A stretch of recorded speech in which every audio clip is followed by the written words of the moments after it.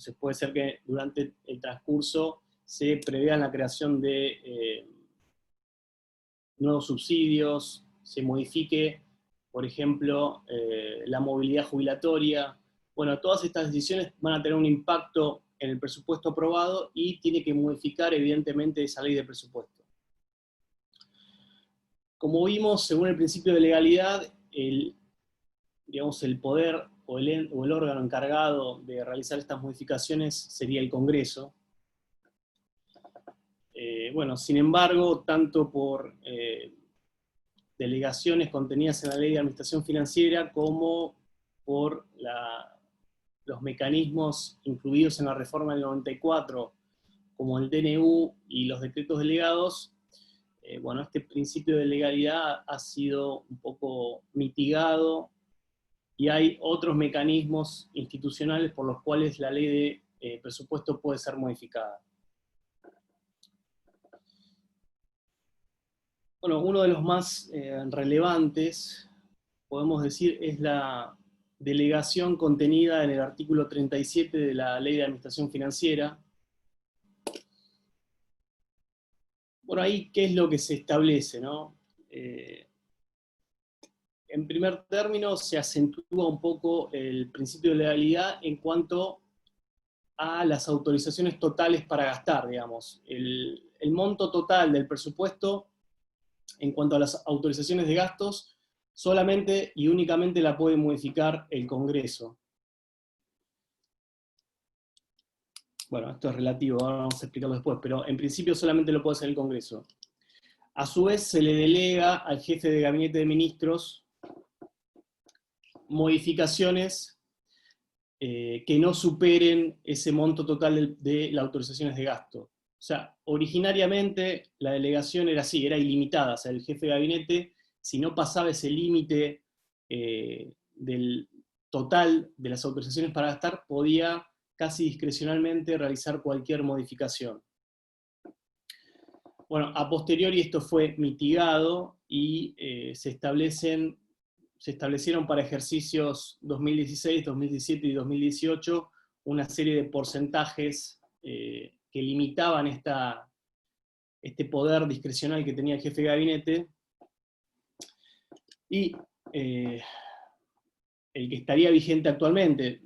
Por la pandemia se dictó otro DNU que un poco modifica esto, pero bueno, en una situación normal podemos decir que la situación actual sería la siguiente: el jefe de gabinete puede hacer modificaciones y el límite está en el 5% del monto total de las autorizaciones para gastar. O sea, dentro de ese límite del 5% del total del presupuesto, puede hacer modificaciones. Después hay otro límite que tiene que ver con la finalidad de las modificaciones. Es decir, de los gastos, digamos, de capital, no se puede desviar más del 15% para cubrir gastos corrientes.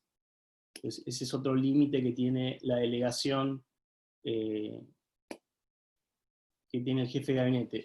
Sí, un tema, Juan, yo nunca les dije la diferencia entre gasto de capital y corriente. Así que un tema... Bueno, la diferencia, bueno, los gastos corrientes serían los gastos que ocurren por el propio funcionamiento estatal, serían los sueldos, las obligaciones a la seguridad social, etc. O sea, son gastos que periódicamente tienen que realizarse, y los gastos de inversión serían los que tienen que ver con la realización de obras públicas, por ejemplo, o de obras de inversión. Eso sería un poco la diferencia. No sé si querés aclarar un poco más ese punto, pero a grandes rasgos esa sería la cuestión. Esa sería, de alguna manera, la definición básica, ¿no? Uno se consume en el primer uso y los otros quedan como inversión para el futuro, ¿no? Ahora, esto hay que también contextualizarlo en las situaciones de los países, principalmente en Latinoamérica, los países emergentes, del tercer mundo, etcétera, que son países que periódicamente tienen problemas económicos. Entonces, lo más fácil para cualquier gobierno es echar mano al gasto de inversión, porque como todavía no se hizo, etcétera, directamente se lo elimine si se lo vamos a hacer el año que viene, ¿sí? Entonces se convierten dineros que estaban destinados a la construcción de infraestructura a pagar sueldos, deudas, etc.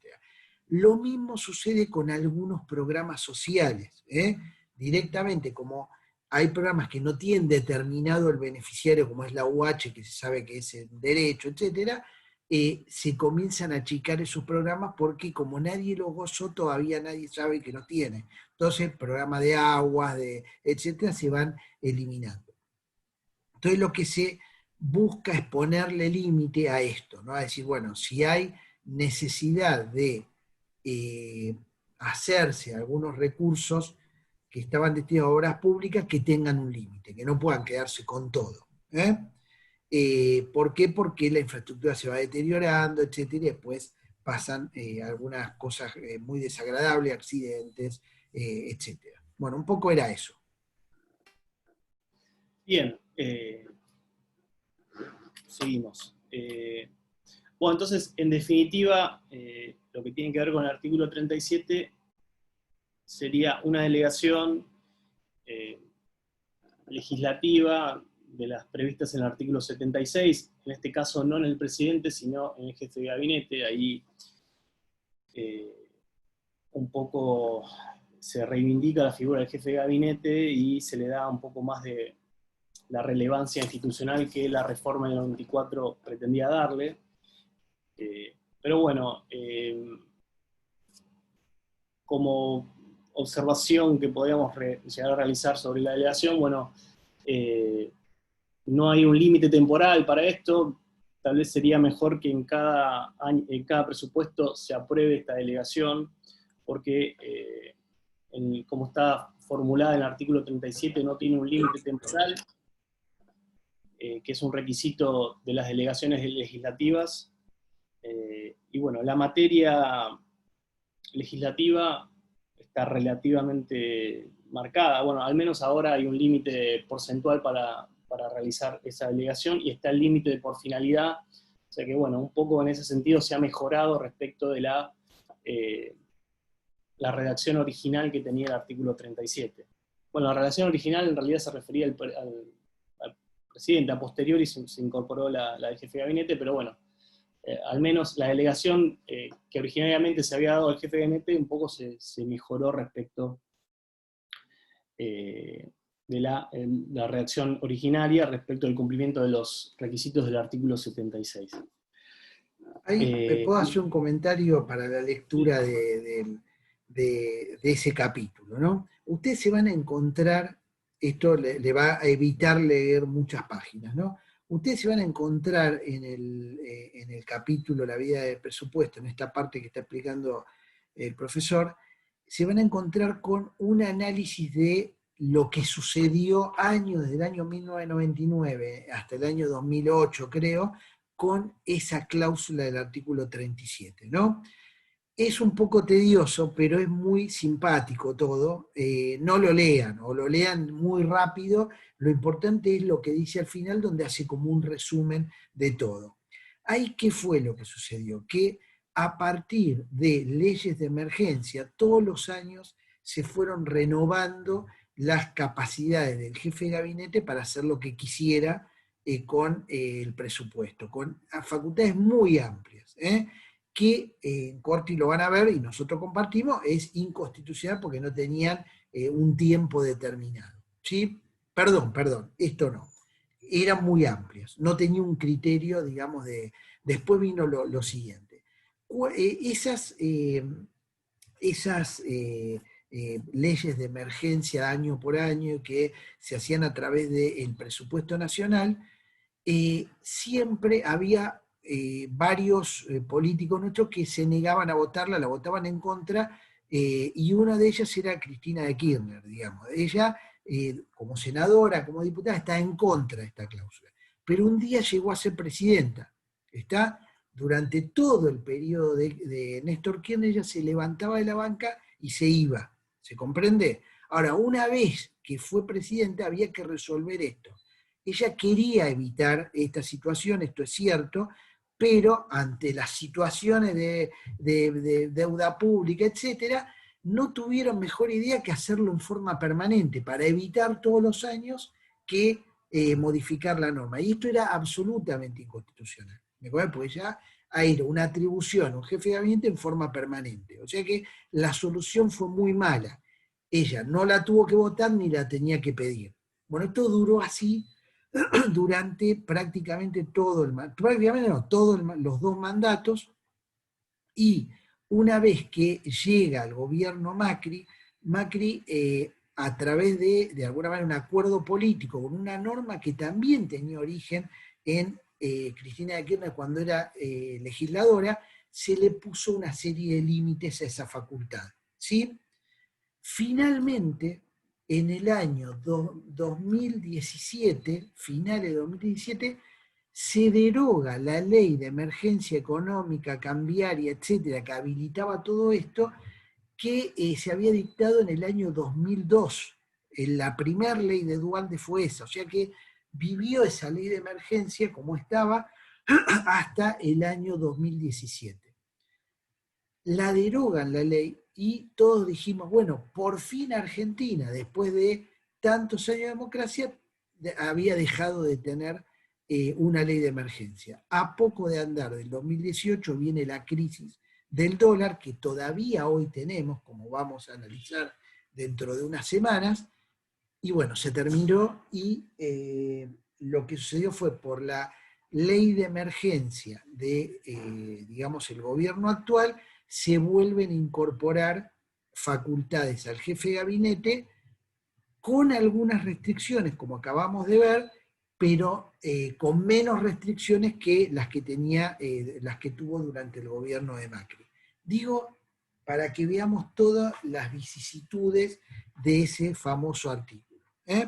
¿Cuál sería el procedimiento normal ante cualquier situación puntual de emergencia? Ir al Congreso y que el Congreso, como bien decía recién el profesor Prieto, dicte y establezca las condiciones. Eso está estipulado en el artículo 39 de la Ley de Administración Financiera. Sin embargo, el artículo 39 fue muy pocas veces utilizado. Diría que 1 o 2. Cuando en realidad sería el procedimiento constitucional, normal, legal. Bueno, esto es un poco las características de que tuvo ese artículo, y lo que le digo es que eviten leerlo entero porque hace muy tedioso, pero si quieren leerlo lo pueden leer, por supuesto. Pero llega hasta el año 2008. Después siguieron sucediendo otro tipo de reformas.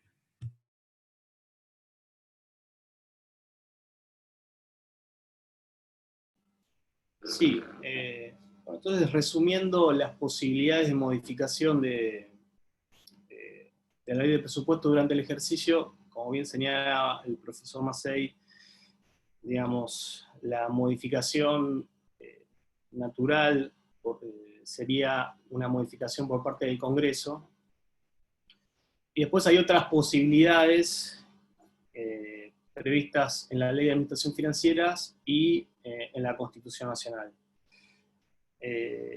Bueno, una es la delegación en el jefe de gabinete que ya mencionamos, y después la otra posibilidad es la modificación del decreto a través de un DNU.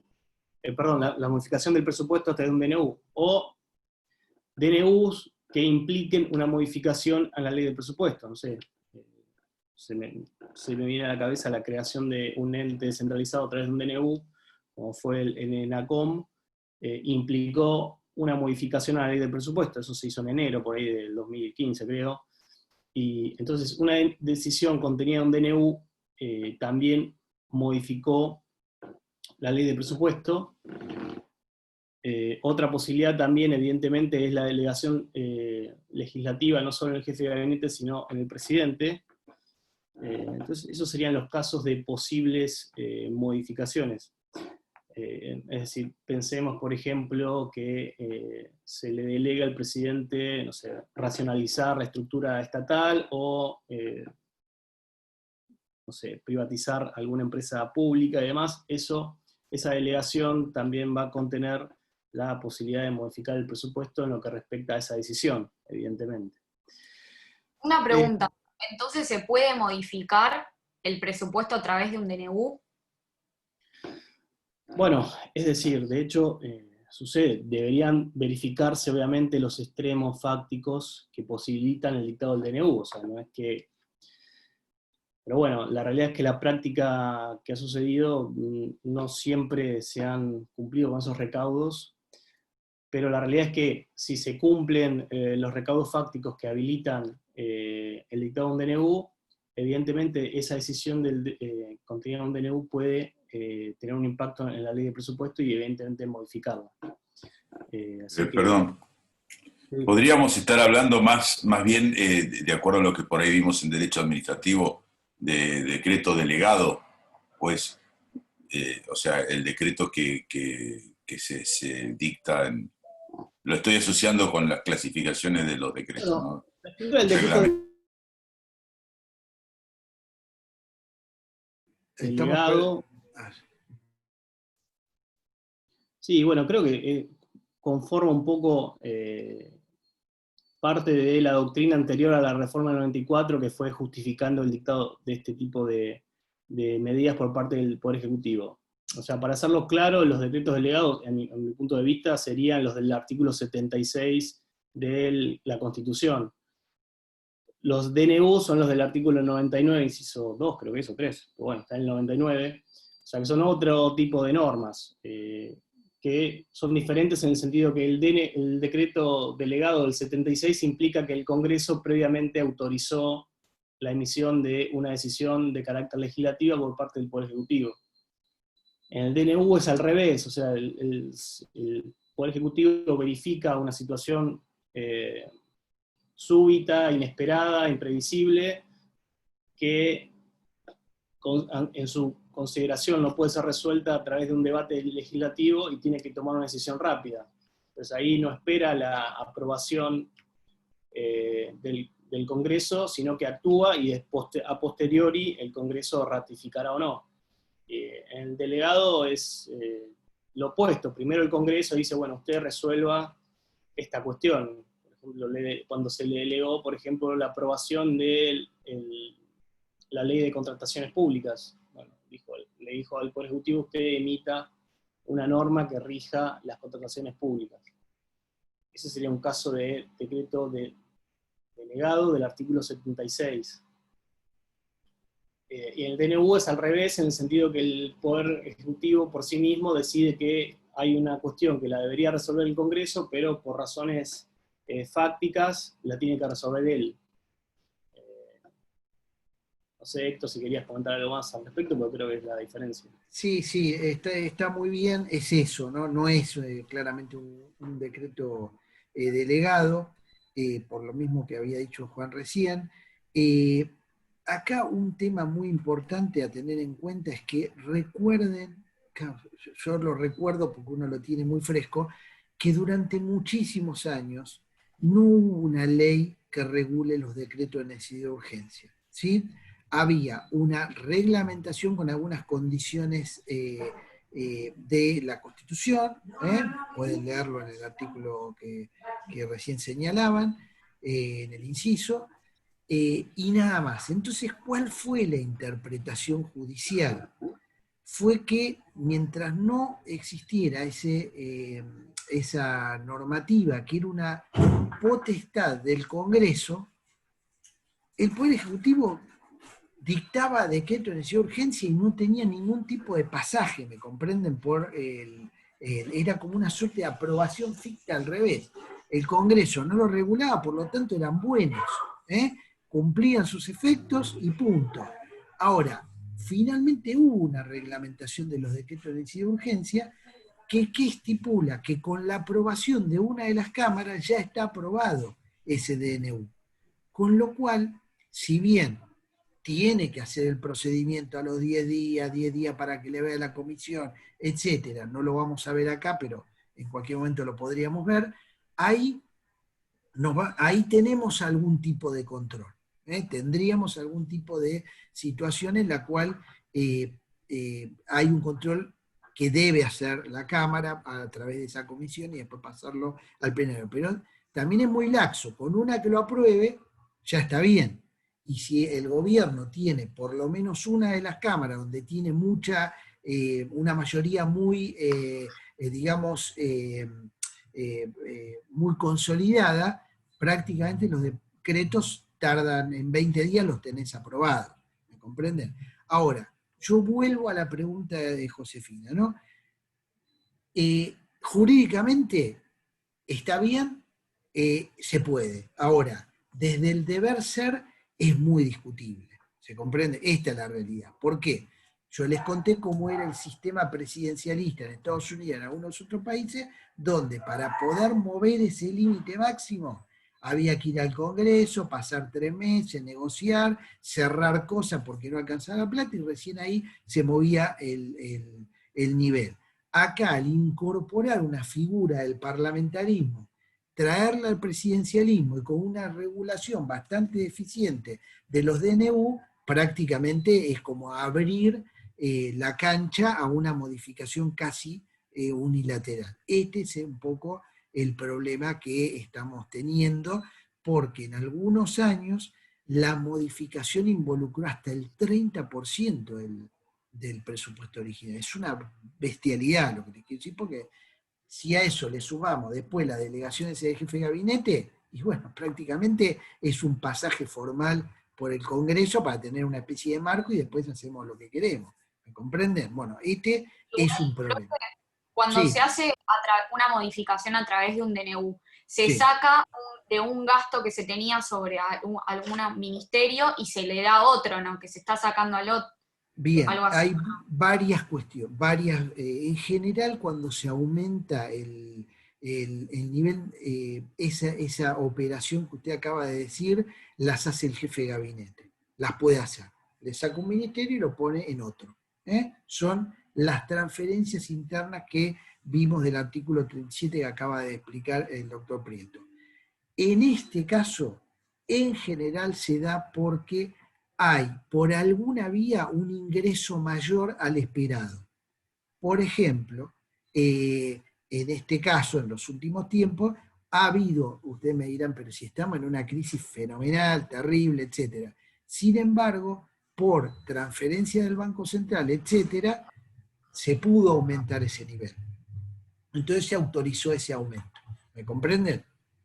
Y eso es aumento de los límites. Recuerden que había 2 límites que teóricamente no se podían tocar, el de endeudamiento y el de gastos generales, ¿no? Bueno, esos 2 con DNU se ha tocado. Yo quiero destacar lo siguiente. A partir de las acciones que viene llevando adelante el actual ministro de Economía, la verdad es que no está abusando de esa situación. Todo el tema del endeudamiento lo mandó 2 veces al Congreso, lo mandó al debate, autorizaciones por ley. En este sentido yo noto un cuidado que no había visto antes. Después cuando veamos endeudamiento, si podemos también lo vamos a mirar.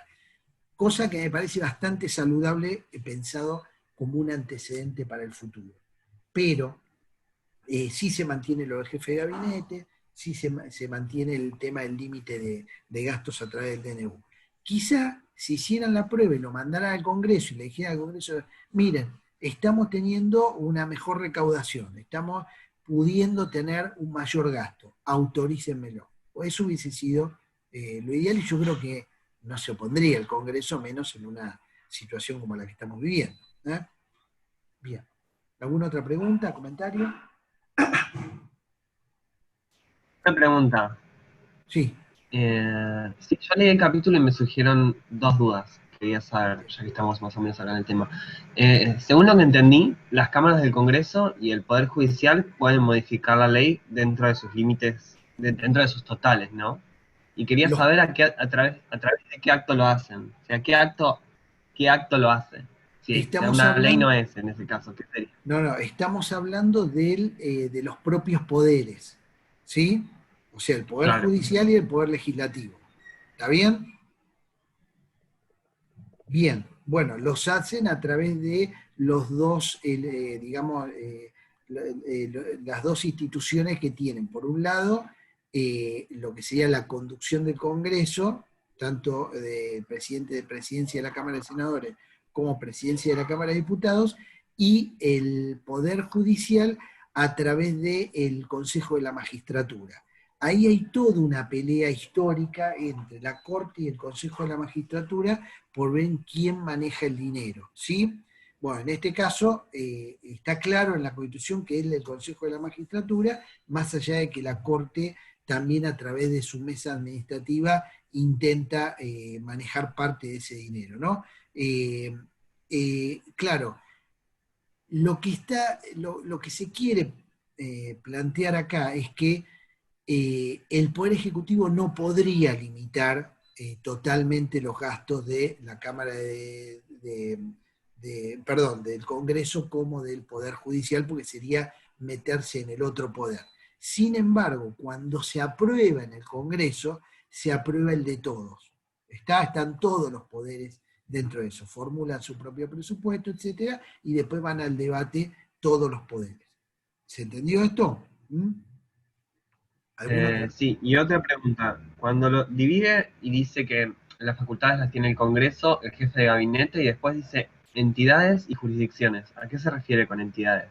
Bien, se refiere a entidades autárquicas, o sea, las que vimos en derecho administrativo, que son las descentralizadas, que tienen parte de un patrimonio propio, o sea, que tienen forma de recaudar propia y que se manejan autónomamente. Por ejemplo, el Instituto INAES, el Instituto Nacional de Economía Social, que maneja las cooperativas y mutuales, es un descentralizado.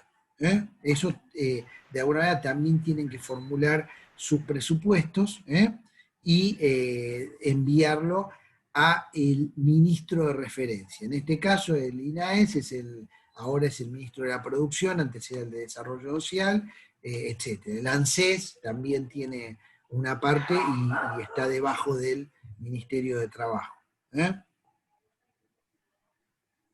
¿Algún otro comentario? Bien. Continuamos.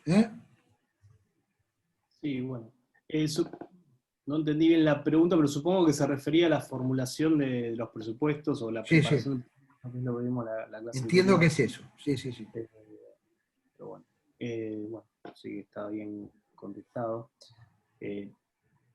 También tengan en cuenta que hay una parte del sector público que no va a estar incluido en la ley de presupuestos, sino que hay una delegación en el Poder Ejecutivo para aprobar sus presupuestos, que son básicamente las formas empresariales del Estado, o sea, todas las empresas estatales y el sector financiero público, o sea, los bancos públicos tampoco van a estar en la ley de presupuesto que aprueba el Congreso, sino que hay una delegación en el Poder Ejecutivo y después hay un presupuesto consolidado. Pero bueno, eso, no sé si no lo hablamos. Bueno, se ve que se me escapó ese detalle, pero sí, efectivamente,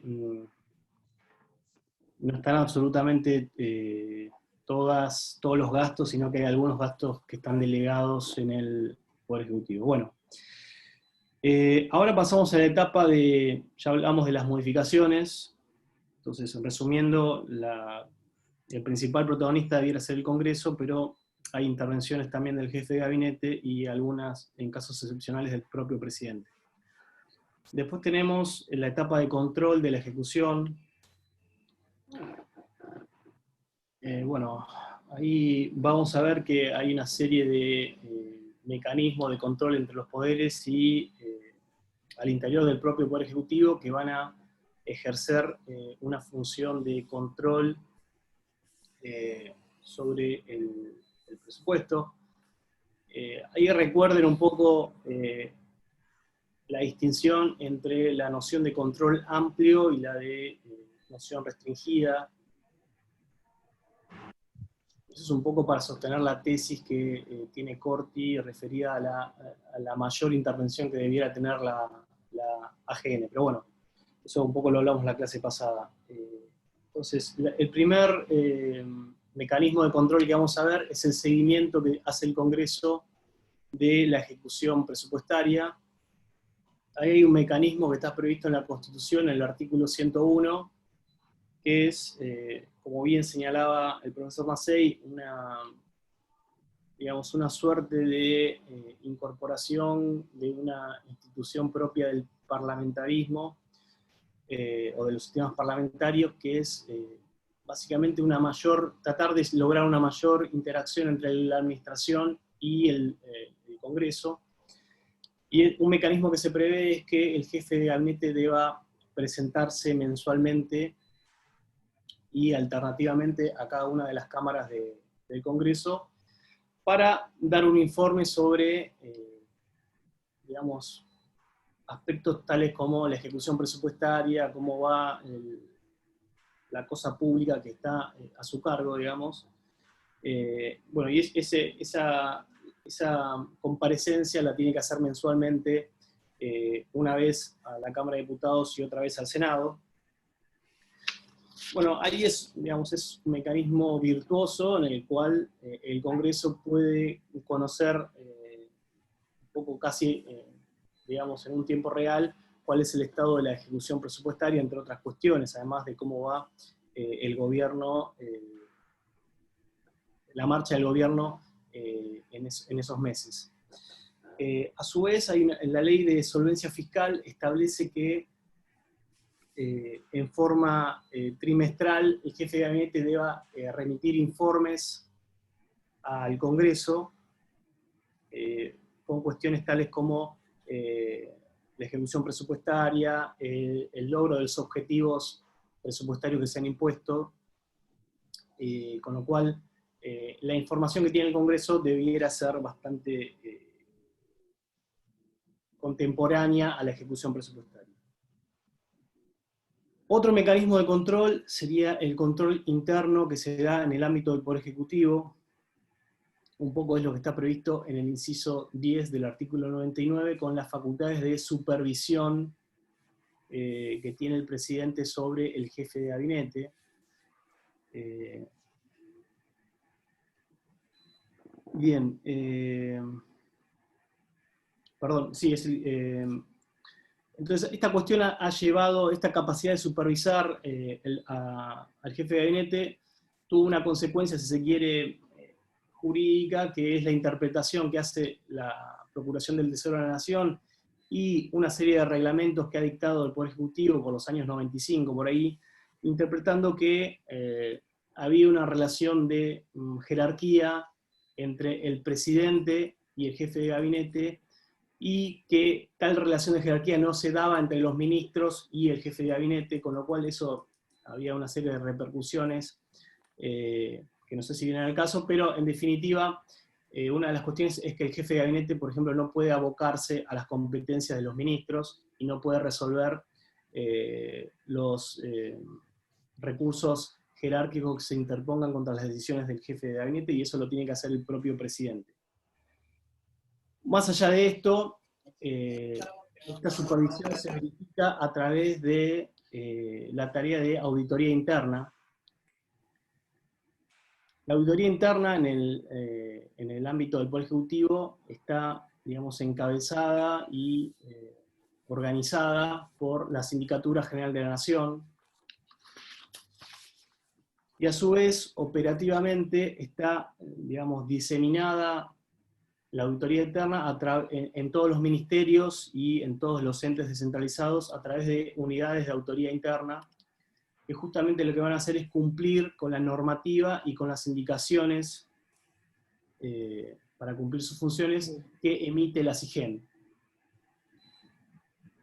El control que se realiza a través de este control interno, a diferencia de lo que pasa con la AGN, es un control que puede ser previo a la acción administrativa, concomitante o posterior, y es integral e integrado, o sea que ese control está al interior del propio ministerio y tiene que cumplir con todos los aspectos, es decir, con los aspectos de legalidad y con los principios de economía, eficiencia y eficacia.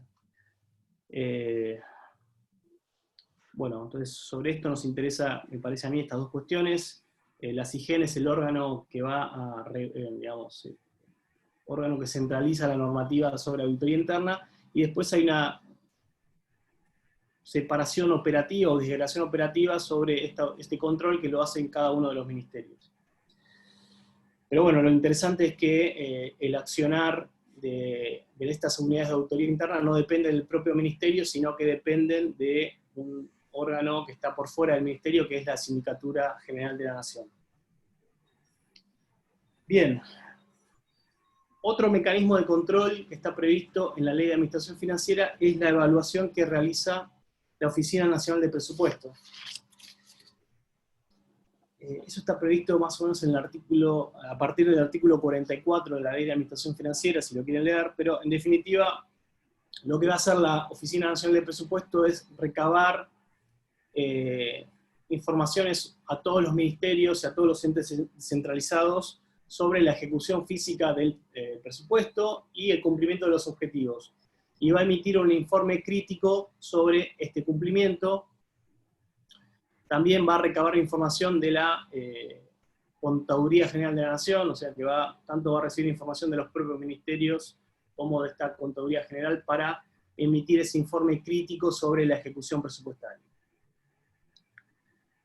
Bueno, hablando de la Contaduría General de la Nación, este va a ser el órgano encargado de emitir un documento que se va a denominar la cuenta de inversión.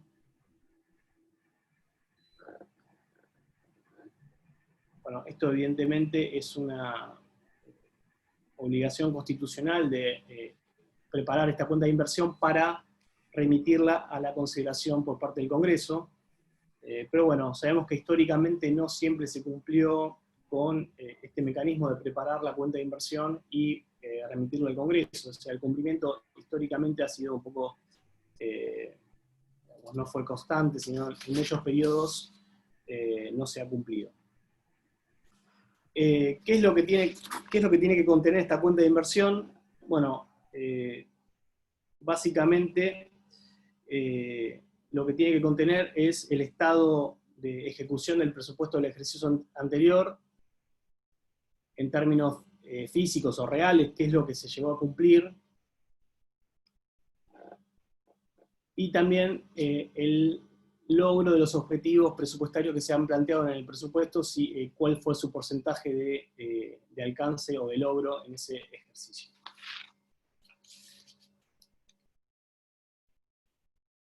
Bueno, esta cuenta de inversión tiene que ser remitida al Congreso antes del 30 de junio del ejercicio siguiente al que se está considerando. Es decir, por ejemplo, el del año 2020, la cuenta de inversión debería presentarse hasta el 30 de junio del 2021.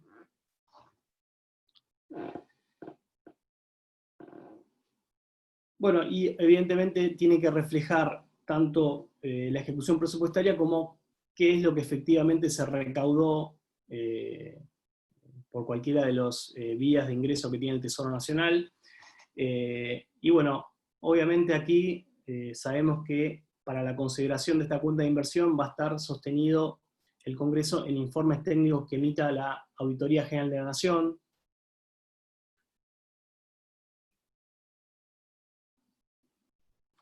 Bueno, sobre la auditoría podemos hacer algunos comentarios, ¿no? La auditoría, a su vez, realiza, además de asistir al Congreso en el control de la cuenta de inversión, tiene la función de ser el órgano encargado del control externo de la administración pública, con una dependencia institucional en el Congreso. ¿Cuáles son las cuestiones que tenemos que considerar al hablar del AGN? Bueno, primero que el AGN tiene la posibilidad de controlar lo que el Congreso, a través de la Comisión Mixta Revisora de Cuentas, le autoriza a controlar. O sea, hay un plan de trabajo que es aprobado previamente por la Comisión Parlamentaria Mixta de Revisión de Cuentas. O sea que al interior de esa comisión también hay un debate sobre cuáles son las cuestiones prioritarias a controlar. O sea, la AGN no tiene autonomía a ese respecto, sino que tiene que someterse al plan de trabajo que le fuera aprobado. Otra cuestión es, bueno, no se ha adaptado la ley de administración financiera a las funciones que el artículo 85 de la Constitución Nacional le prevé a la AGN. O sea, actualmente lo que hace la AGN es simplemente un control externo posterior de la actividad administrativa, y sin un grado de autonomía respecto a lo que puede controlar o no. Sería deseable que se le confiera un mayor grado de autonomía al respecto, y que se refleje la posibilidad de un control anterior, concomitante y posterior, o sea, un control más integral que el que actualmente puede realizar, que es simplemente un control posterior de la actividad administrativa del Poder Ejecutivo. Bien, esas serían las cuestiones referentes al control. Quedan unos minutos, no sé si querés cerrar el tema del presupuesto, que hablemos de otras cuestiones como presupuesto y derechos humanos rápidamente, así lo cerramos. No, dejémoslo eso para un poco más adelante. Me parece Bueno, que tengamos, así más o menos nos ceñimos a un tiempo. Me gustaría comentar algo de lo que acabamos de escuchar sobre los organismos de control. Yo, el tema de organismos de control me cuesta mucho darlo. ¿Por qué? Porque veo que es donde peor estamos, ¿no? En el sentido de que son organismos que llegan siempre tarde, llegan cuando ya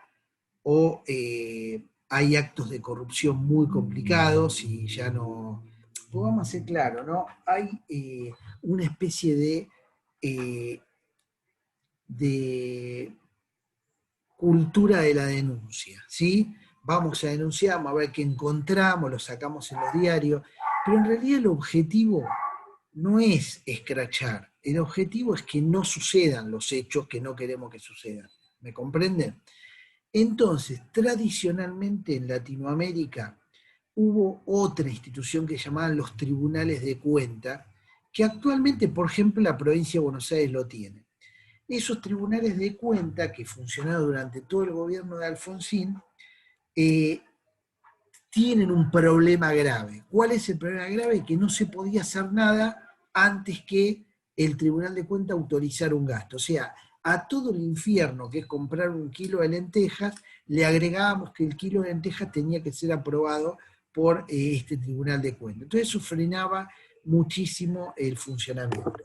Cuando hay durante la década del 90, con toda la línea neoliberal, etcétera, hay también una mirada sobre los organismos de control, ¿no? Y la moda en ese momento fue poner organismos que controlen concomitantemente, o sea, a medida que las cosas se hacían, pero principalmente ex post. Cuando uno va hoy a la SIGEN o a la Auditoría General de la Nación, todos dicen, bueno, nuestro control es después. Asesoramos, vamos tratando de ver, pero en realidad es después. Claro, ya estamos en la autopsia, ¿me comprenden? En la etapa donde todo se produjo. Y fíjense que cuando uno analiza las denuncias de corrupción, por ejemplo, en la provincia de Buenos Aires, casi no hay. ¿Por qué? Porque en realidad primero tuvo que pasar por este organismo. Ahora, los gobiernos son ineficientes. ¿Por qué? Porque no pueden hacer casi nada. Entonces, no encontramos el equilibrio entre un control que sea al tiempo que suceden las cosas, evitarlo, y por otro lado no paramos la cuestión de la corrupción. Los tribunales de cuenta, por ejemplo, en la provincia de Buenos Aires, tienen alguna cuestión que a mí me gusta mucho, ¿no? En general hay actos de corrupción, o sea, hay gente que utiliza en beneficio propio los recursos públicos. Pero muchas veces lo que sucede es que hay errores por la ansiedad, porque quiero demostrar que soy un gran ejecutor y gestor, entonces se cometen errores administrativos. En los tribunales de cuenta, a mí me ha tocado intervenir, etcétera, en casos como estos, hay momentos en los cuales efectivamente un apuro hace que no aparezcan las boletas. Bueno, se llama al funcionario y se le dice, usted gastó mal esta parte del presupuesto. Se defiende, supongamos que puede demostrar una parte, la otra no la puede demostrar, y se le dice, bueno, ¿cómo va a devolver la plata? Y el hombre dice, bueno, no tengo plata para devolver. Bueno, saque un crédito en un banco y devuélvalo en tantas cuotas. El funcionario es suspendido por un periodo de más, vuelve después, habiendo aprendido la lección, se recupera el dinero y el funcionario puede seguir trabajando. Se equivocó. ¿Se comprende? En este momento, como no hay nada de eso, la plata no se devuelve, no sabemos realmente si se robó o no se robó, todos intuimos cosas, vamos al juzgado penal, el juzgado penal no sabe de derecho administrativo, por lo cual confunde un delito con una falta, ¿me comprenden? Bueno, todo funciona muy mal y por supuesto hay una inflación de denuncias. Cualquier cosa es una denuncia, ¿me comprende? ¿A dónde? No al fuero contencioso administrativo, que conocen cómo funciona la administración, sino al fuero penal directamente. Íbamos a Comodoro Pi, nos sacamos fotos, ¿me entienden? Y se convierte en un juego político. ¿Por qué? Porque no están funcionando realmente los organismos de control. Ni recuperamos la plata, ni nadie va preso, ni nada. ¿Me comprenden? Disculpen que sea tan sincero, pero creo que nosotros estamos en un estadio de nuestra profesión, de la carrera, que tenemos que ver cómo debería funcionar, qué dicen, pero en realidad cómo funciona la cosa. Y un poco vimos a la pregunta, ¿pero se puede por decreto? Se puede. ¿Está bien? Bueno, esa es otra discusión. No está bien. Hay problemas, hay cuestiones inconstitucionales. Ahora, se hizo así, y esto es lo que va sucediendo año tras año, lamentablemente, y que podría ser parte de nuestro problema. Bien. Me gustaría, llegado acá, algún otro tema, Juan, así yo lo de derechos humanos y personas prefiero dejarlo para otro momento. Prefiero... Lo que es el tema de la vía del presupuesto, que era el objetivo, está abordado. Sí. Bien. No, sí, eso lo que señalás es correcto en el sentido de que la idea de la ley de administración financiera era justamente eliminar todo ese control anterior porque paralizaba la administración y demás, pero bueno, también como señalás vos, tampoco se logró, más allá de que seguramente no se provocó esa parálisis en la administración, sí, el control al ser posterior, digamos, es muy difícil lograr mejoras en los procedimientos y demás, más allá de que parte del control interno es mejorar los manuales de procedimiento y mejorar todas las cuestiones referidas al cumplimiento de las normas administrativas, pero bueno, lo cierto es que en algunos casos pareciera que es mejor que haya un control anterior a ejecutar una acción administrativa para evitar este tipo de cuestiones, pero bueno, como bien señalás, es un equilibrio muy difícil de lograr, digamos, habría que ver. Bien, un par de reflexiones más, ¿no? Que a mí me gustaría, repito, está nombrado en el capítulo, pero no, a mí me parece que habría que profundizar un poquito y quisiera que sepan cómo es, ¿no? Porque le puede pasar si ustedes son abogados y jefes de algún área en una empresa, es muy parecido. Toda gran empresa o el Estado tienen un presupuesto, más o menos como el que fuimos viendo a lo largo de estas charlas, ¿no? Ahora bien, repito, es algo que nos imaginamos que va a suceder. La empresa imagina que que las ventas van a crecer tanto, que van a tener ganancia de tanto y que la caja se va a ir incrementando mes a mes de esa manera. El Estado va a ir viendo que va a ir obteniendo ingresos por impuestos de tal manera. Ahora bien, sabemos positivamente que producto de la inestabilidad, la volatilidad, la inflación, esto falla, ¿sí? No es exactamente así. Entonces, el mecanismo de la regulación de esta ley, o sea, el decreto reglamentario estipula una forma de ejecución que es trimestral, ¿sí? ¿Qué es una forma de ejecución trimestral? Es la siguiente. En el mes de enero está aprobado el presupuesto, hay una decisión administrativa, como les conté, la decisión administrativa 1, que lo que hacía era reglamentar ese presupuesto por parte del jefe de gabinete. Ese presupuesto se va a ir detallando hasta lo máximo posible, pero a su vez tiene otra particularidad, es una autorización genérica que el presidente le hace a cada ministro de que está autorizado a gastar el presupuesto. En la época de Urquiza, Mitre, etcétera, todo lo tenía que autorizar el presidente, era imposible, entonces se atrasaba todo. Bueno, hay ahora una autorización genérica del presidente y del jefe de gabinete que a cada ministro le dice, bueno, usted es el dueño de esto, a cada organismo descentralizado usted va a tener este presupuesto. Ahora, no es la plata de verdad, eso es si se recauda lo que estaba planificado a lo largo del año.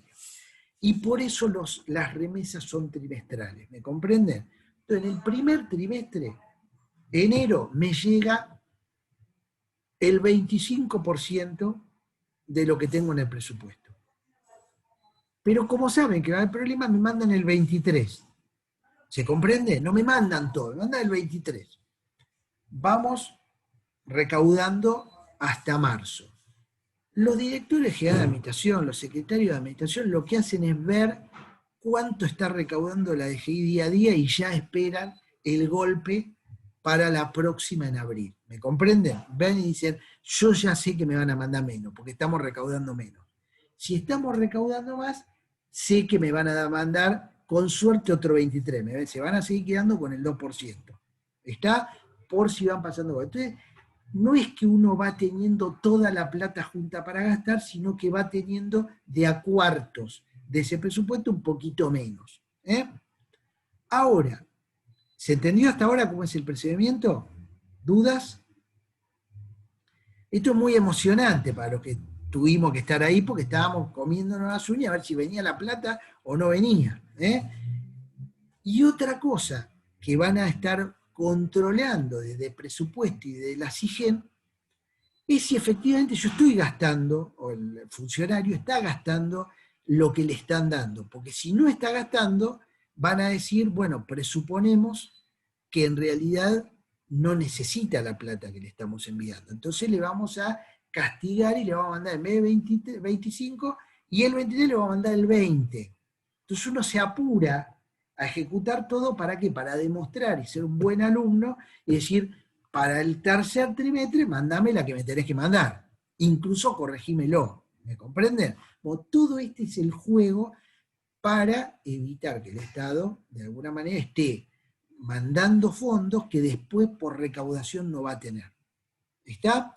Entonces este es la cuota trimestral.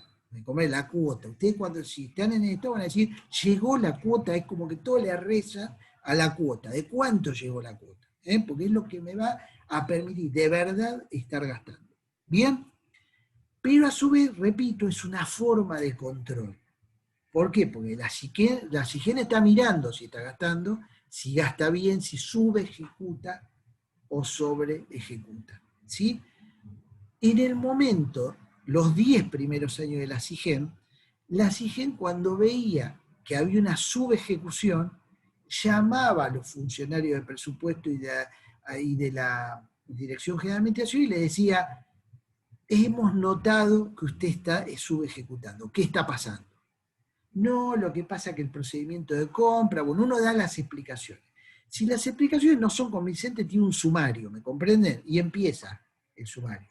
Bueno, todo esto que era muy sencillo cuando no había inflación, a medida que la inflación empieza a crecer a partir del año 2002 y se va profundizando hasta el día de hoy, la SIGEN dejó de hacer ese tipo de controles, ¿me comprenden? Perdón, ¿en qué año Sí, fue creada la Julián. SIGEN? En el 93. 92, 93, gracias. ahora tengo un poco de duda. Durante todo ese tiempo, realmente la SIGEN cumplió una buena función. Lo que decía recién Juan, decía, analizaba y te mandaba un informe por mes, y decía, señor ministro, señor director general de administración, vemos que no hay procedimiento para entregar los cheques. No te mandaban preso, te decía, tiene tanto tiempo para hacerlo. Si al tercer informe no lo hacía, sumario. ¿Me comprenden? Había un control de eso. ¿Me comprenden? Bueno, todo eso se fue perdiendo y la SIGEN se fue convirtiendo en una especie de informes para la prensa durante la alianza, o sea, durante el gobierno de la Rúa, los auditores publicaban los informes y se lo mandan para dar una muestra de transparencia a los periodistas. Y los periodistas ni trabajaban, lo publicaban digamos, en los diarios, en los canales de televisión, y provocaban permanente renuncia de funcionarios. Era como una especie de juego para la oposición, ¿sí? Para los periodistas de investigación, entre comillas.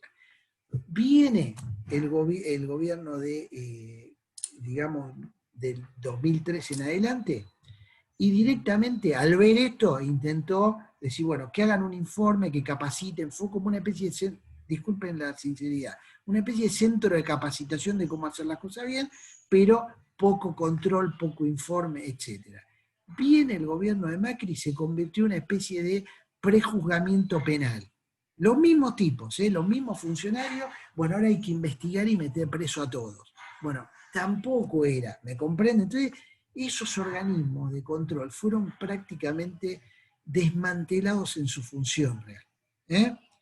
Hoy debería ver qué hacen, porque ahora no estoy haciendo un seguimiento, pero yo creo que se fue del camino original, que era evitar la corrupción desde el principio, o sea, que no achicar las maneras y formas de que esto suceda. A través de reglamentaciones, etc.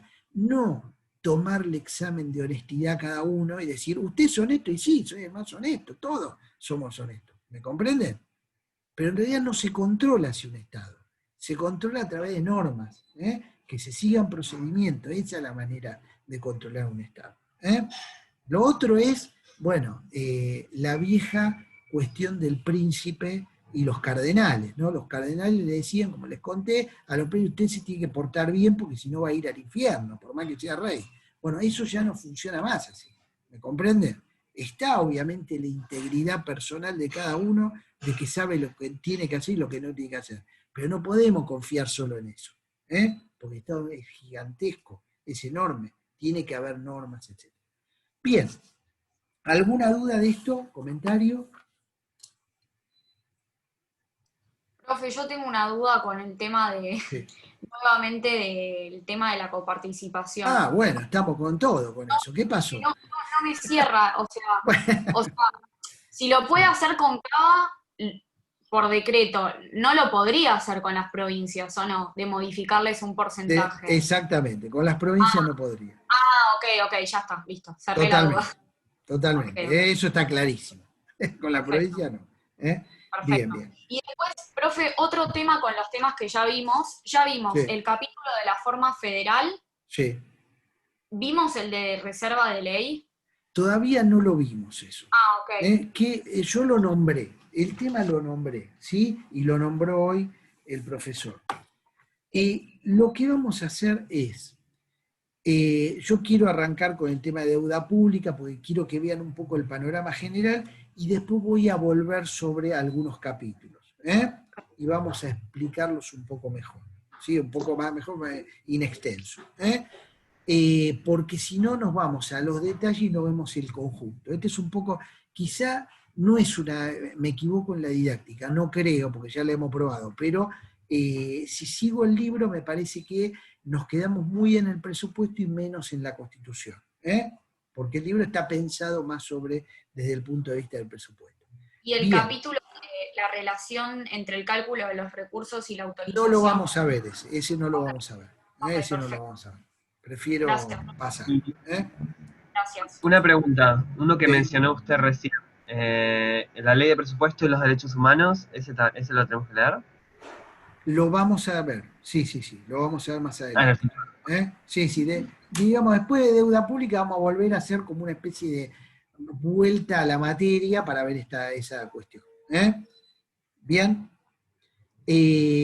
Por ejemplo, a mí me gustaría dar tema de leyes de emergencia, es decir, intentar tener una reunión para ver las leyes de emergencia, porque son lo que está pasando en este momento, lo que pasó desde el año 1983 hasta acá, aunque ustedes no lo crean, vivimos más tiempo de emergencia que de normalidad jurídica. Entonces me parece que es importante también ver esas características y demás, ¿no? Este es un poco el plan. Bien, ¿alguna reflexión final? Si tienen preguntas, me la dicen como para terminar, ¿no? Sobre este presupuesto. ¿Qué se dice del presupuesto en la calle, como dicen por ahí, ¿no? Que no sirve para nada. Está, que es un instrumento, que es una mentira. Justo lamentablemente utilizó el ministro la palabra zaraza, etcétera. Bueno, todo lo contrario. Aún un mal presupuesto es muy bueno para el Estado, incluso para un Estado desorganizado como el nuestro. ¿Por qué digo esto? Porque en un nivel está la política, ¿sí? Las grandes decisiones, las decisiones estratégicas, el que ganó la elección, el que decide cuánta plata le voy a poner a cada derecho, cuánta plata le voy a poner a cada prioridad, ¿sí? Después están las políticas, o sea, lo que efectivamente son los proyectos, planes, etcétera, que va a hacer el Estado durante un determinado tiempo.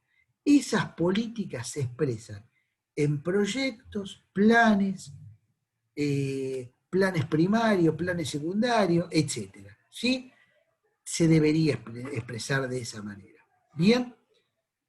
Después tenemos la administración y la gestión, que es lo que se lleva adelante todos los días. Finalmente, sin alguna de estas tres cosas, tenemos las manos vacías, ¿sí? Para la administración, un mal presupuesto es preferible a no tener presupuesto. ¿Me comprenden? ¿Por qué? Porque finalmente toda la maquinaria funciona como les acabo de decir. Cada trimestre se espera la cuota y después se va repartiendo entre las diferentes secretarías. ¿Me comprende? Si no tenemos ese presupuesto, todo se hace casi imposible llevar adelante. Ejemplo, cuando asume el presidente Duhalde en momento de incendio general, yo hice mi tesis estudiando ese periodo, ¿no? Cuando él asume lo que él denomina una especie de gobierno semiparlamentario. ¿Por qué? Porque él cuenta senadores y diputados, sabe que es un senador puesto a presidente a través de la renuncia de toda la línea anterior. Entonces, él dice, yo no puedo gobernar si no tengo el apoyo del Congreso. Y empieza a repartir los ministerios en un ministerio muy ampliado entre radicales, peronistas, ex Frente Grande, etcétera, arma como una especie de coalición y les va dando ministerios a cada uno. ¿Bien? Pero muchos de esos ministerios no existían, ¿me comprenden? No existían, hubo que crearlos. Entonces estaba el ministro, pero no estaba el ministerio, ¿se comprende? Y una de las claves fue que tardó tanto en armar los ministerios que ahorró un montón de plata y rápidamente tuvo superávit fiscal en el medio de todo ese lío. ¿Me comprenden? Entonces, es un arma de doble filo. Uno puede tener 22, 25 ministerios como Macri, 22 como este gobierno, pero si no tienen un presupuesto, en realidad no pueden funcionar. ¿Me comprenden? Porque no hay ni dónde sentarse. Hay un ministerio que es de género, mujer y demás. Yo no sé dónde se están reuniendo. ¿Me comprenden? Porque la pandemia lo que hace, de alguna manera, soslayar y tapar un poquito de que en realidad hubo que salir a buscar oficinas y escritorio para que se siente la gente. El de vivienda lo mismo, la de vivienda. ¿No? Son ministerios que no existían. Y todavía se están negociando qué le toca, qué no le toca. No funciona.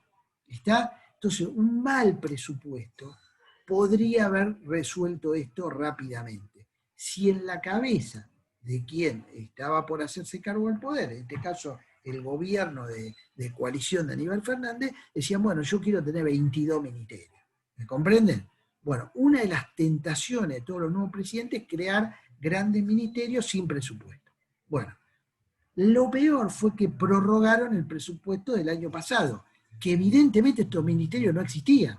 ¿Me comprenden? Entonces eso lo complicó aún más el funcionamiento. Y por eso hoy escuchamos, hay falla de gestión, hay falta de presupuesto, ¿me comprenden? Entonces, muchas veces uno escucha y dice, sí, el presupuesto es zaraza, no se cumple, y demás. Bueno, aún en ese caso es bueno tenerlo, ¿está? Y quizá uno de los logros en la ley de administración financiera fue precisamente que puntualmente, todos los 15 de septiembre de hace un montón de años hasta ahora, por lo menos ese documento imperfecto se volvió como una rutina que se presenta y es grave no presentarlo. ¿Está? Nada, yo tuve la posibilidad de hablar tanto con los que asumieron ahora como los que asumieron antes, ¿no?